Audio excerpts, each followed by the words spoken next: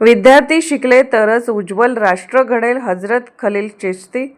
MK31 social फाउंडेशनकडून Patan उर्सानिमित्त 500 विद्यार्थ्यांना शालेय साहित्य वितरण.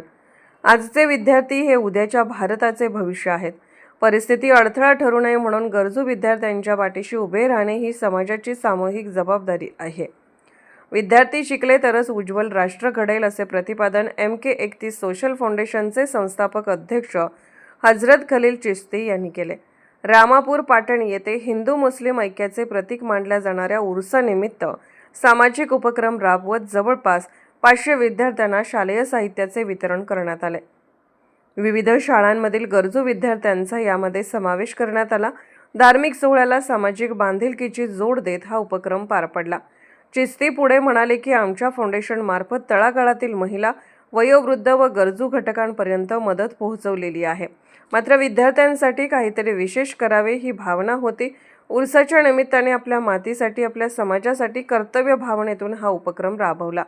त्यांनी ग्रामीण भागातील विद्यार्थ्यांना शैक्षणिक साधनांची गरज ओळखून मदत करण्याचा निर्धार व्यक्त केला. कार्यक्रमास PB देसाई, मुख्याध्यापक, साळुंके हायस्कूल, आयशा तांबोळी, सितारा बचत गट, तबस्सुम शेख यांची प्रमुख उपस्थिती होती.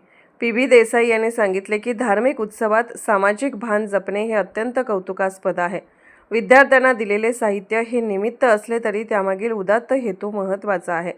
तबस्सुम शेख म्हणाल्या, ग्रामीण भागात शिक्षणासाठी मुलांना अनेक अडचणींना सामोरे जावे लागते. त्यांना आधार, आपुलकी आणि प्रोत्साहन देणे ही आपली जबाबदारी आहे.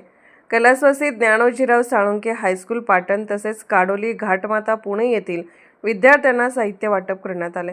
कार्यक्रमाचे आभार प्रदर्शन विद्या म्हासुर्णेकर यांनी केले.